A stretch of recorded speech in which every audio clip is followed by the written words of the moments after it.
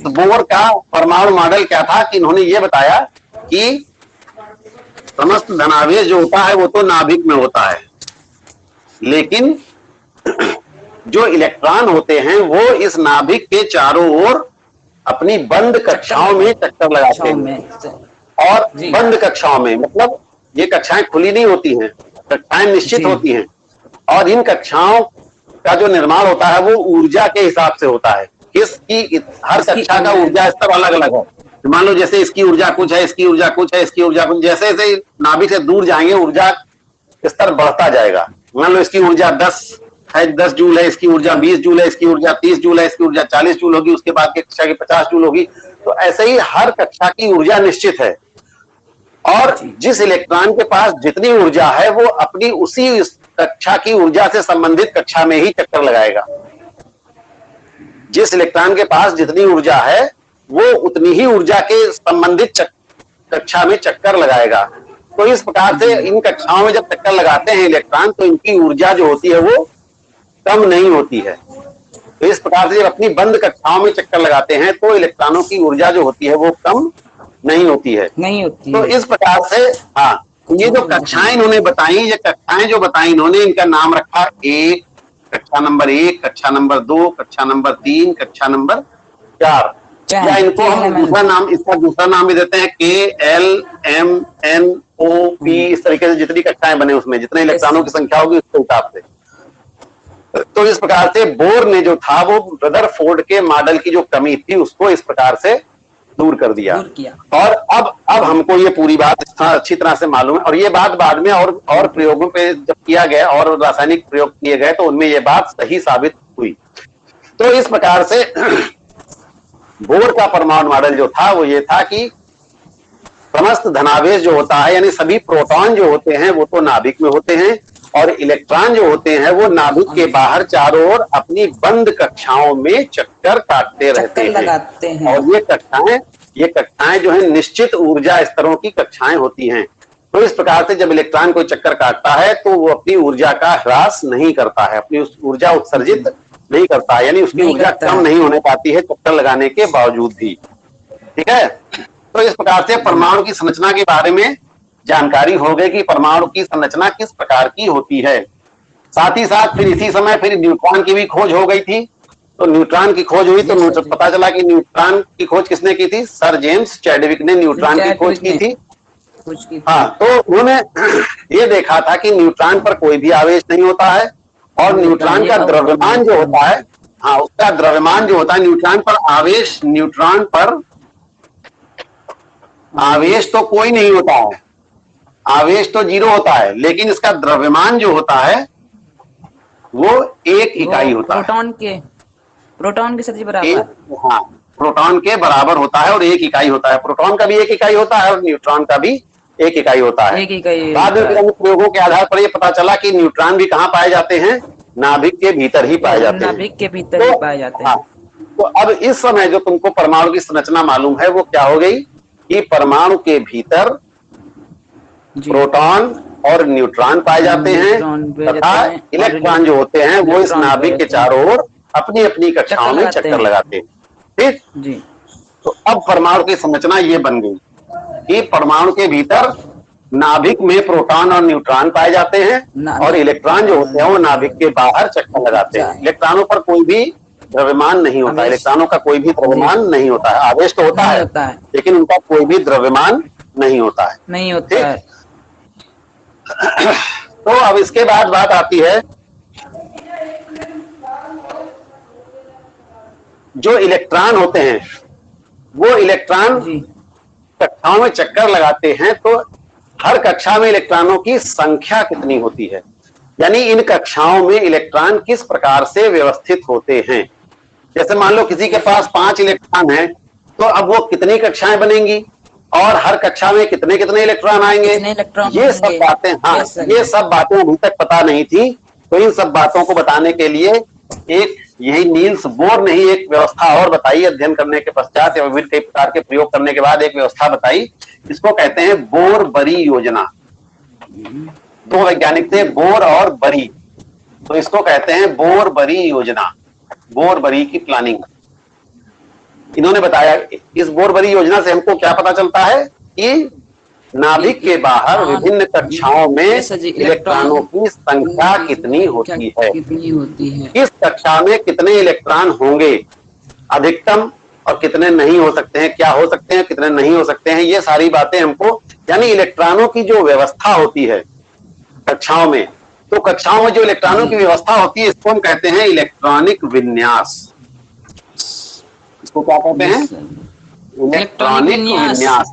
Electronic विन्यास का अर्थ है विभिन्न कक्षाओं में इलेक्ट्रॉनों की व्यवस्था, इलेक्ट्रॉनों का वितरण कैसे होता है। अगर किसी के पास 15 इलेक्ट्रॉन है तो वो अलग अलग कक्षाओं में किस प्रकार से बांटे जाएंगे, किस कक्षा में कितने इलेक्ट्रॉन होंगे, कॉन्फ़िगरेशन, उसको कहते हैं इलेक्ट्रॉनिक विन्यास या इलेक्ट्रॉनिक कॉन्फ़िगरेशन कहते हैं। ठीक, तो इलेक्ट्रॉनिक विन्यास का मतलब होता है विभिन्न कक्षाओं में इलेक्ट्रॉनों की व्यवस्था। संख्या। तो इन्होंने बोर बरी योजना में इन्होंने कुछ नियम बताए। क्या नियम बताए?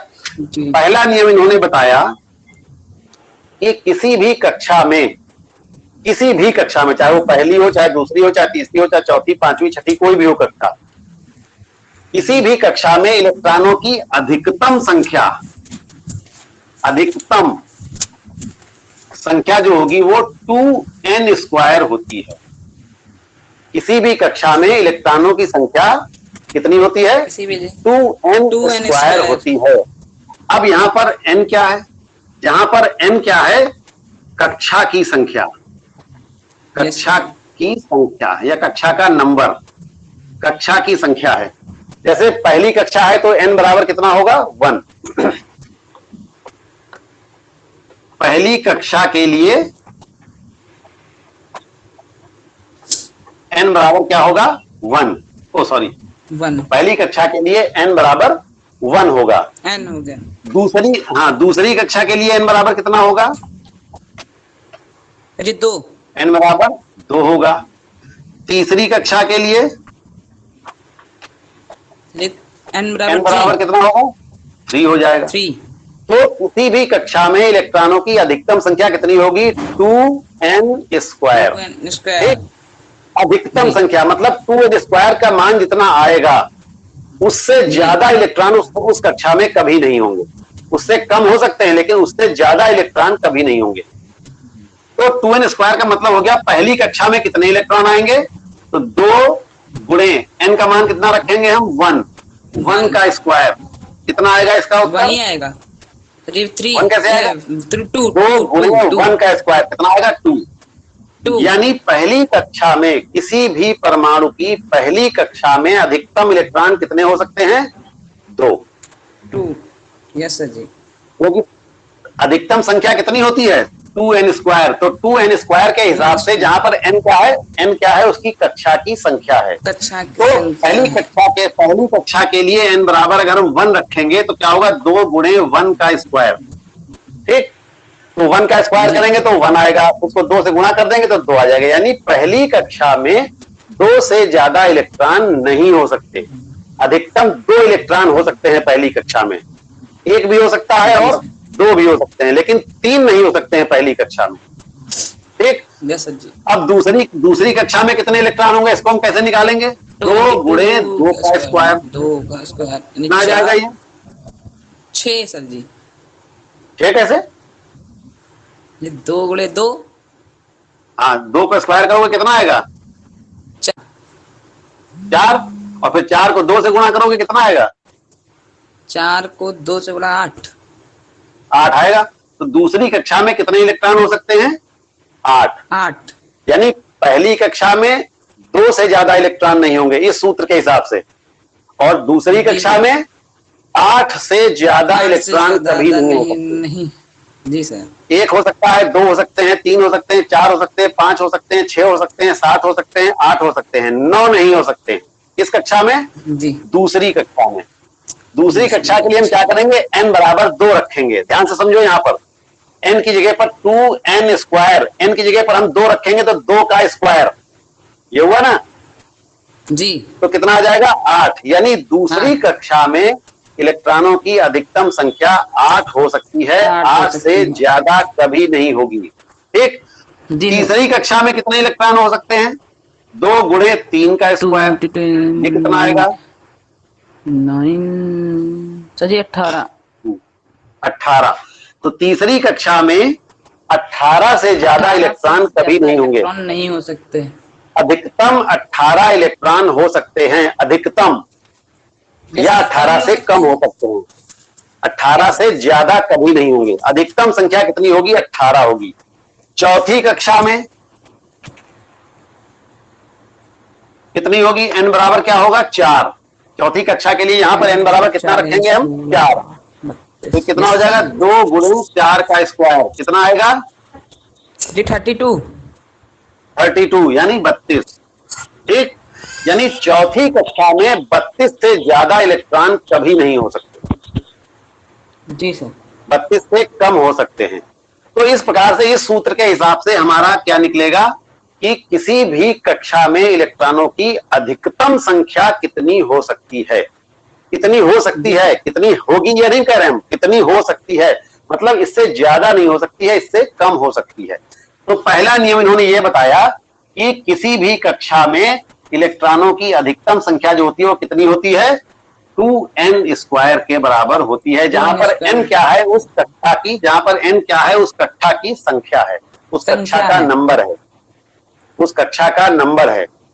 और किसी परमाणु में कितनी कक्षाएं होंगी ये भी पता नहीं है। ये इलेक्ट्रॉनों की संख्या पर निर्भर करेगा कि कितनी संख्याएं कक्षाएं होंगी। असंख्य कक्षाएं हो सकती है, लेकिन फिर भी कक्षाओं की संख्या निश्चित हो जाएगी कि इस पर डिपेंड करेगा कि उसके पास इलेक्ट्रॉन कितने हैं, उस परमाणु के पास इलेक्ट्रॉन कितने हैं, या उस परमाणु में कितने इलेक्ट्रॉन हैं। इस बात पर निर्भर करेगा कि उसमें कितनी कक्षाएं बनेंगी। अच्छा, दूसरा नियम क्या बताया इन्होंने? पहला नियम तो ये हो गया, इसके हिसाब से हमको कुल संख्या मालूम हो गई कि उस कक्षा में कितनी हो सकती है। अब कुछ और भी बताया उन्होंने। अब क्या बताया कि अंतिम कक्षा में 8 से ज्यादा इलेक्ट्रॉन कभी नहीं होंगे। दूसरा क्या बताया? अंतिम कक्षा में, अंतिम मतलब सबसे बाहरी कक्षा जो होगी, सबसे बाहरी कक्षा जो होगी उसमें अधिकतम कितने इलेक्ट्रॉन हो सकते हैं? 8। अधिकतम इलेक्ट्रॉन बराबर 8। आखिरी कक्षा में जो सबसे बाहरी या लास्ट की कक्षा होगी, यानी जैसे ये नाभिक हो गया, इसमें पहली कक्षा हो गई, दूसरी हो गई, तीसरी हो गई, चौथी हो गई, तो मान लो चौथी कक्षा ये आखिरी है। तो इस कक्षा में 8 से ज्यादा इलेक्ट्रॉन कभी नहीं होंगे। इस कक्षा में 8 से ज्यादा, यानी सबसे बाहरी कक्षा में या अंतिम कक्षा में 8 से ज्यादा इलेक्ट्रॉन कभी नहीं होंगे। देखो यह है चौथी कक्षा, और चौथी कक्षा में अधिकतम कितने इलेक्ट्रॉन हो सकते हैं? 32। लेकिन वो तब हो सकते हैं जब चौथी के बाद पांचवी भी हो, छठी भी हो, तब चौथी कक्षा में 32 तक हो सकते हैं। लेकिन अगर चौथी कक्षा ही आखिरी कक्षा है तो फिर इसमें 8 ही होंगे। जी सर, आई बात समझ में? तो दूसरा नियम ये कहता है कि सबसे बाहरी कक्षा में 8 से ज्यादा इलेक्ट्रॉन कभी नहीं हो सकते। अंतिम कक्षा में, चाहे वो देखो तीसरी कक्षा में 18 हो सकते हैं, लेकिन अगर तीसरी कक्षा अंतिम कक्षा है तो उसमें 18 नहीं होंगे, फिर कितने होंगे? 8 से ज्यादा नहीं होंगे कभी। हाँ, और चौथी कक्षा अगर आखिरी कक्षा है तो उसमें 32 नहीं होंगे, उसमें भी 8 ही होंगे। चाहे तीसरी कक्षा हो, चाहे चौथी कक्षा हो, चाहे पांचवी कक्षा हो, अगर ये कक्षाएं आखिरी हैं तो इनमें 8 से ज्यादा इलेक्ट्रॉन कभी नहीं होंगे। ठीक हो गया? ये चीज समझ में आई? 2 नियम हो गए। तीसरा नियम इन्होंने बताया, तीसरा नियम ये बताया कि जो आखिरी कक्षा है, आखिरी कक्षा है, उस कक्षा में अंतिम कक्षा में 2 से अधिक इलेक्ट्रॉन तभी होंगे जब उससे पहले की कक्षा में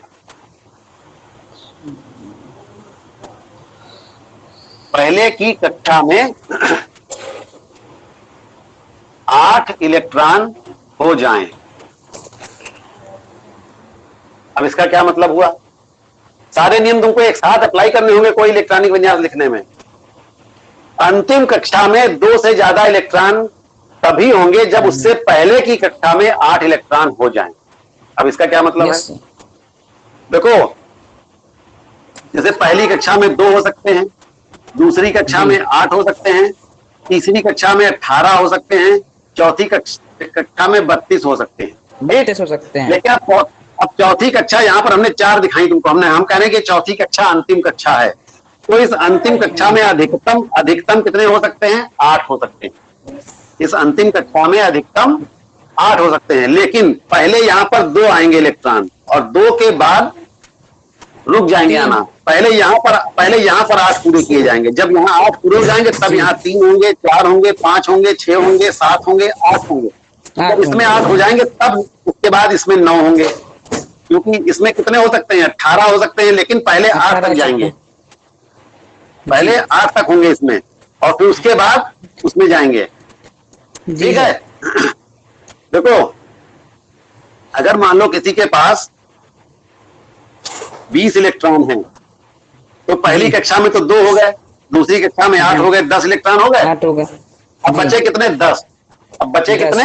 10। अब तीसरी कक्षा में कितने हो सकते हैं? 18 हो सकते हैं। तीसरी कक्षा में 18 हो सकते हैं, लेकिन पहले तीसरी कक्षा में 8 पूरे किए जाएंगे। 8 होंगे जी। ठीक। उसके बाद फिर उसके आगे की कक्षा में 2 होंगे। अब इसके बाद अगर इलेक्ट्रॉन बचते हैं तो इससे पहले वाली कक्षा में आएंगे। Yes sir. अगर 2 के ऊपर, यानी अगर यहाँ पर 21 हो, अगर यहाँ पर 21 हो तो 2, 8, 8, 2, पहले यहाँ 2 देंगे, उसके बाद फिर जो बचेगा वो यहाँ आएगा, फिर यहाँ 18 तक आ सकते हैं। जब यहाँ पर 18 हो जाएंगे तब फिर यहाँ पर फिर 3 आएंगे, फिर यहाँ 4 होंगे, फिर 5 होंगे। यानी अंतिम कक्षा में 2 से ज्यादा इलेक्ट्रॉन तभी होंगे जब उससे पहले वाली में 8 पूरे हो जाए। आई बात समझ में?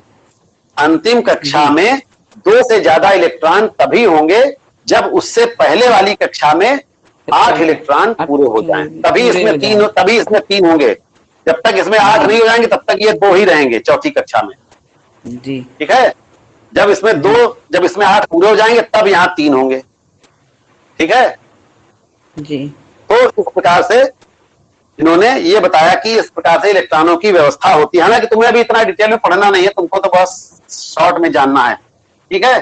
तो अब उसके इन नियमों के हिसाब से अगर तुमको देखा जाए, बहुत ज्यादा तुम्हारे कोर्स में अभी इस साल नहीं, इंटर में जाकर के पढ़ोगे इसको डिटेल में, ये शॉर्ट में तुमको यहाँ पर बताया गया बोरबरी योजना क्या है।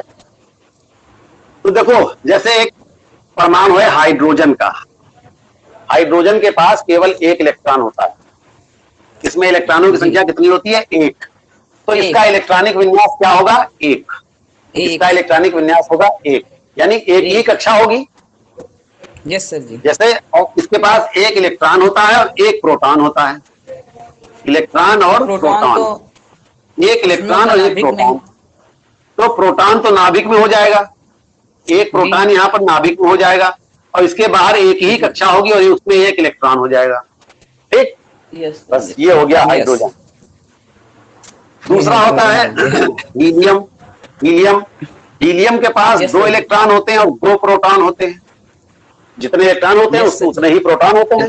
तो अब ये क्या होगा हीलियम में पहली कक्षा में 2 इलेक्ट्रॉन हो गए। अब पहली कक्षा में 2 से ज्यादा इलेक्ट्रॉन हो ही नहीं सकते। यस सर जी। पहली कक्षा में 2 से ज्यादा इलेक्ट्रॉन हो ही नहीं सकते, और इसके पास 2 ही इलेक्ट्रॉन है तो इसके पास भी 1 ही कक्षा होगी। हाइड्रोजन के पास भी 1 ही कक्षा होगी और हीलियम के पास भी 1 ही कक्षा होगी। हीलियम में भी 1 ही कक्षा होगी। हाइड्रोजन के पास 1 ही इलेक्ट्रॉन होता है तो पहली कक्षा में 1 ही इलेक्ट्रॉन होगा। हीलियम के पास 2 इलेक्ट्रॉन होते हैं तो हीलियम के पास पहली कक्षा में 2 इलेक्ट्रॉन रहेंगे, पहली कक्षा में रहेंगे। हीलियम के पास भी दूसरी कक्षा नहीं होगी, हीलियम के पास भी दूसरी कक्षा नहीं होगी। ठीक है। फिर हीलियम के बाद, हीलियम के बाद नंबर आता है लिथियम का। लिथियम में सर जी होगा, लिथियम के पास 3 इलेक्ट्रॉन होते हैं और 3 प्रोटॉन होते हैं। तो अब इसमें क्या होगा? देखो, पहली कक्षा में 2 से ज्यादा इलेक्ट्रॉन नहीं होंगे। एक तो पहली कक्षा में 2 इलेक्ट्रॉन हो गए। अब कितने बचे? 1 बचा, तो दूसरी कक्षा में 1 इलेक्ट्रॉन हो जाएगा जी। दूसरी कक्षा में 1 इलेक्ट्रॉन हो जाएगा, 1 इलेक्ट्रॉन हो जाएगा। हाँ, तो लिथियम का इलेक्ट्रॉनिक विन्यास क्या होगा? 2-1। इसको ऐसे पढ़ते हैं 2-1, एक। ठीक। और फिर लिथियम के बाद होता है बेरिलियम, Be। इसके पास 4 इलेक्ट्रॉन होते हैं और 4 प्रोटॉन होते हैं, ठीक। ये 2,2 हो जाएगा। तो 2,2 हो जाएगा, यानी पहली कक्षा में तो 2 से ज्यादा हो ही नहीं सकते, तो पहली कक्षा में तो हम 2 ही लिखेंगे, और दूसरी कक्षा में 8 तक हो सकते हैं, 8। Yes sir. तो यहाँ पर दूसरी, अब तुम्हारे पास हैं तो 4 ही इलेक्ट्रॉन, बेरिलियम के पास है तो 4 ही इलेक्ट्रॉन, तो 2 पहली कक्षा में हो गए, अब बचे 2 तो वो दूसरी कक्षा में हो जाएंगे, तो इसका इलेक्ट्रॉनिक विन्यास होगा 2-2, ठीक। उसी प्रकार से अब देखते जाओ, तो जैसे आता है नाइट्रोजन। नाइट्रोजन के पास 7 इलेक्ट्रॉन होते हैं, तो 7 इलेक्ट्रॉन कैसे बटेंगे? पहली कक्षा में 2, क्या बचे? 5। हाँ, जी 5 लिख 5 देंगे। बचे, और दूसरी कक्षा में कितने हो सकते हैं? 8 तक हो सकते हैं, तो दूसरी कक्षा में 5 आ जाएंगे, 5। ठीक। 5, ठीक। उसी प्रकार से ऑक्सीजन के पास होते हैं 6 इलेक्ट्रॉन, 2,6। 8 इलेक्ट्रॉन होते हैं, तो ये हो जाएगा 2,6, यानी पहली कक्षा में 2 इलेक्ट्रॉन और दूसरी कक्षा में दूसरी 6 इलेक्ट्रॉन, 6 इलेक्ट्रॉन, 8 से नीचे दूसरी कक्षा में 6 इलेक्ट्रॉन, ठीक। और उसके बाद फिर आता है नियॉन। नियॉन का होता है 10, नियॉन के पास होते हैं 10 इलेक्ट्रॉन, तो इसमें क्या होगा? 2 और 2,8, 8, ठीक। फिर उसके बाद आता है सोडियम, Na के पास होते हैं 11 इलेक्ट्रॉन, तो अब इसका क्या बनेगा? 2 पहली कक्षा में 2 से ज्यादा नहीं हो सकते, और दूसरी कक्षा में 8 से ज्यादा नहीं हो सकते, तो दूसरी कक्षा में 8 हो गए तो 10 हो गया। सर ये भर गए। तीसरी कक्षा, भर अब इसमें तीसरी कक्षा भी आ जाएगी, अब इसमें तीसरी कक्षा भी होगी, तो अब यहाँ पर होगा तीसरी कक्षा में कितने आएंगे? 1। सर यानी पहली सोडियम भर गई, दूसरी कक्षा भर गई, हाँ, तीसरी कक्षा में 1 आ गए 1 इलेक्ट्रॉन, यस सर, ठीक है। अब तीसरी कक्षा में अधिकतम कितने हो सकते हैं? 18। तो 18 तक यहां नहीं जाएंगे, अब यहां पर दूसरा नियम पे आ जाना पड़ेगा, अभी यहां तक तो पहला नियम ही चल रहा था, अब जब भी हाँ इससे 18 से ऊपर इलेक्ट्रॉन जाएंगे जब, तो क्या होगा? अब अगर किसी का इलेक्ट्रॉनिक विन्यास परमाणु इलेक्ट्रॉनों की संख्या 18 है अगर किसी की, तो उसका क्या होगा? वो 19 है। अगर किसी के पास 19 इलेक्ट्रॉन हैं, 19 इलेक्ट्रॉन किसके पास होते हैं? पोटेशियम के पास। पोटेशियम के पास सर जी 19 इलेक्ट्रॉन होते हैं, तो इनका इलेक्ट्रॉनिक विन्यास क्या बनेगा? देखो पहली कक्षा में 2 इलेक्ट्रॉन, दूसरी कक्षा में 8 इलेक्ट्रॉन, 8 और तीसरी कक्षा में 18 हो सकते हैं, तीसरी कक्षा में 18 इलेक्ट्रॉन हो सकते हैं। अब तुम्हारे पास बचे हैं 9, ठीक। तो इन 9 में से हम क्या करेंगे? पहले 8 यहां देंगे, यस सर, और उसके बाद क्या बचे? 1, तो चौथी कक्षा में आ जाएगा 1। अब यहां पर जब पहले 2 हो जाएंगे तब यहां पर 8 से ज्यादा होंगे जी, आई बात समझ में? तो अगर किसी का इलेक्ट्रॉनिक विन्यास जो है वो किसी के पास परमाणुओं की संख्या जो है वो 22 है मान लो, तो कितना होगा? किसी के पास परमाणुओं की संख्या जो है वो 22 है, तो उसका इलेक्ट्रॉनिक विन्यास क्या लिखोगे बताओ? 2 × 8 × जी बता रहे हैं 22 होगा, तो 22 किसका होता है? देखो बताते हैं तुमको भी। 22 होता है टाइटेनियम का, TI का, स्कैंडियम का नहीं, टाइटेनियम का होता है। तो इसमें क्या होगा? पहली कक्षा में 2 इलेक्ट्रॉन, दूसरी कक्षा में 8 इलेक्ट्रॉन, तीसरी कक्षा में 8 इलेक्ट्रॉन, फिर यहाँ पर 2 इलेक्ट्रॉन, पहले यहाँ पर 2 दे दिए, अब कितने हो गए? ये 10 20 कितने हो गए? 20 हो गए हैं, कितने? 22, 2 बचे अभी, अब वो 2 कहाँ जाएंगे? इसी में दे दिए जाएंगे, तो ये हो जाएंगे 10। यस सर जी, तीसरी कक्षा में 10 हो जाएंगे। तीसरी कक्षा में 8, देखो तीसरी, अब देखो यहाँ पर तीसरा नियम, तीसरी कक्षा में 8 से ज्यादा इलेक्ट्रॉन तभी होंगे जब उसके आगे वाली में 2 पूरे हो जाएं जी। तो यहाँ 2 हमने पहले पूरे किए, यहाँ पर हमने पहले 2 पूरे किए, उसके बाद हमारे पास अगर बचे तो हम पहले इधर लाएंगे इसमें जी, 8 से ज्यादा पहले यहाँ करेंगे। पहले हमने क्या किया था? 2 दिए थे, 8 दिए थे, इसको पहले 8 ही दिए थे इसको, और फिर यहाँ पर 2 दिए थे। जब यहाँ पर 2 पूरे हो गए तब जो बचेंगे वो फिर इसमें जोड़े जाएंगे, तब यहाँ पर हमने किया था 10। आई बात समझ में? अगर यहाँ पर 1 रहता, जैसे ये था, तो यहाँ पर 8 ही रहते, फिर उससे ज्यादा हम नहीं करते। फिर जब तक यहाँ 2 नहीं होंगे तब तक यहाँ पर 8 से ज्यादा नहीं आएंगे। तो बस इतना तुम्हारे लिए काफी है इस नियम में, पर तुमको इससे ऊपर संख्या नहीं दी जाएगी, ठीक है? 20 से तो ऊपर इस सर जी प्रकार से 22, 23, 24 हाँ, ये सब तुमको नहीं दिए जाएंगे, तुमको ज्यादा ज्यादा बस 20 तक दी जाएगी, इससे ऊपर नहीं दी जाएगी। 20 के अंदर ही तुमको संख्या दी जाएगी इलेक्ट्रॉनिक विन्यास लिखने के लिए। तो इस प्रकार से इलेक्ट्रॉनिक विन्यास लिखना समझ में आया? Yes sir. इलेक्ट्रॉनिक विन्यास लिखना समझ में आया? Yes sir. यानी इलेक्ट्रॉनों की संख्या के हिसाब से हमको ये पता चल जाएगा कि उसमें कितनी कक्षाएं बनेंगी। किसी में 2 बन सकती है, किसी में 3 बन सकती है, किसी में 4 हो सकती है, किसी में 5 भी हो सकती है। ठीक, ये किस पर निर्भर करेगा? इलेक्ट्रॉनों की संख्या पर निर्भर करेगा। परमाणुओं की संख्या। अब जैसे क्लोरीन का कितना होता है? 17 होता है। Yes sir. अब इसका इलेक्ट्रॉनिक विन्यास क्या लिखोगे तुम? इसका इलेक्ट्रॉनिक विन्यास क्या होगा? 2 × 8 2, 8 7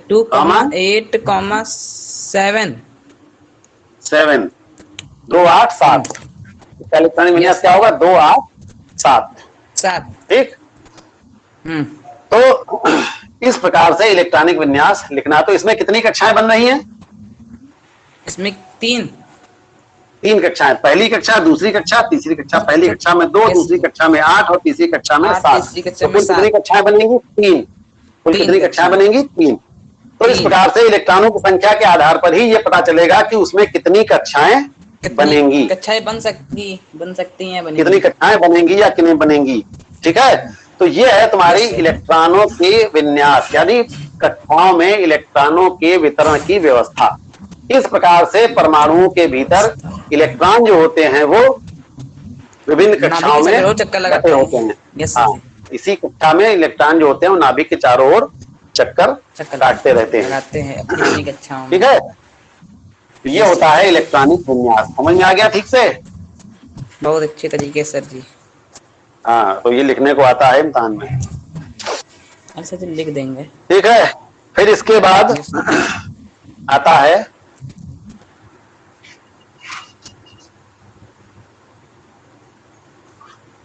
परमाणु भार। क्या होता है परमाणु भार या परमाणु द्रव्यमान? परमाणु द्रव्यमान और दूसरा होता है परमाणु क्रमांक या परमाणु संख्या। क्रमांक या परमाणु संख्या क्या होता है? सर जी। हाँ, एटॉमिक नंबर क्या होता है? क्या होता है परमाणु क्रमांक या संख्या क्या होती है? किसे कहते हैं? पहले उसकी परिभाषा बताओ। पहले उसकी परिभाषा बताओ, क्या होता है परमाणु क्रमांक और परमाणु द्रव्यमान? देखो, परमाणु के भीतर 3 चीजें होती हैं, प्रोटॉन, न्यूट्रॉन और इलेक्ट्रॉन। एक इसके पास परमाणु द्रव्यमान होता है और इसके पास भी द्रव्यमान होता है। इसके पास कोई द्रव्यमान नहीं होता है। इसका मतलब होता है कि परमाणु का सारा द्रव्यमान इसके पास है, प्रोटॉनों और न्यूट्रॉनों के पास। इलेक्ट्रॉनों कितना है?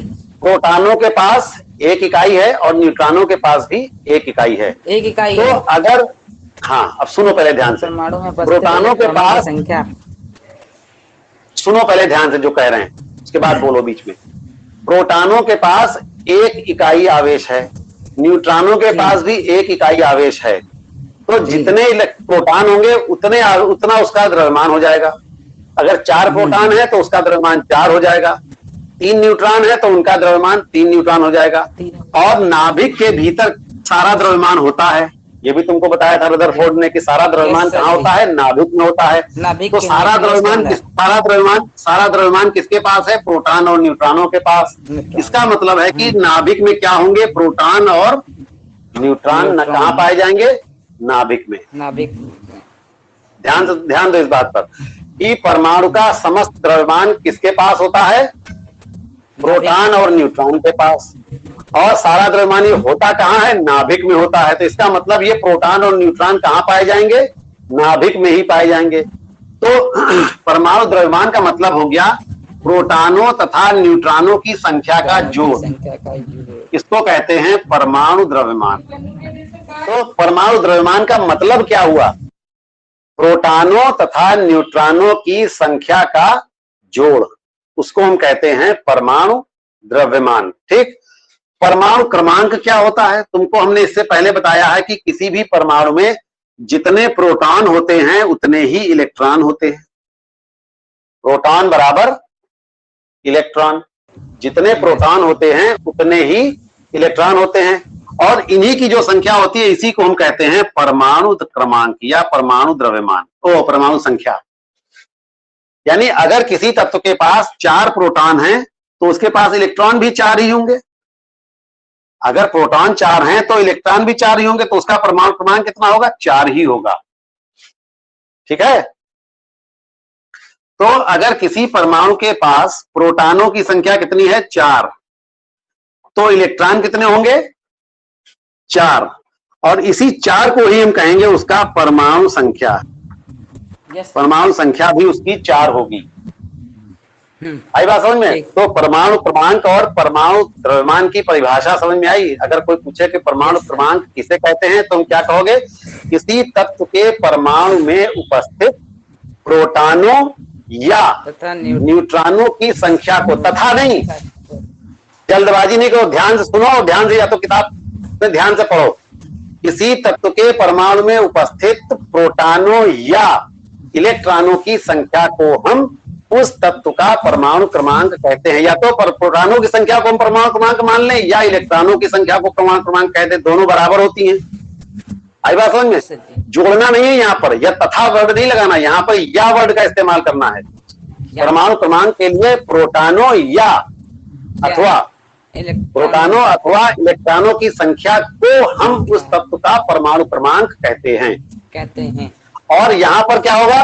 प्रोटॉनों तथा न्यूट्रॉनों की संख्या के जोड़ को कहते हैं। यहाँ पर जोड़ना नहीं है इन दोनों को, प्रोटॉनों और इलेक्ट्रॉनों की संख्या को जोड़ना नहीं है। यहाँ पर जो संख्या होगी वही उसका परमाणु क्रमांक कहलाएगा। लेकिन परमाणु द्रव्यमान में प्रोटॉनों और न्यूट्रॉनों की संख्या को जोड़ना पड़ेगा। परमाणुओं में प्रोटॉनों और न्यूट्रॉनों की संख्या को जोड़ेंगे जब हम, तो जो उत्तर आएगा वो उसका परमाणु द्रव्यमान होगा। आई बात समझ में? वो परमाणु द्रव्यमान क्या होता है? किसी परमाणु में उपस्थित प्रोटॉनों तथा न्यूट्रॉनों की संख्या के योग को हम उस तत्व का परमाणु द्रव्यमान कहते हैं। ठीक है, इतना समझ में आया?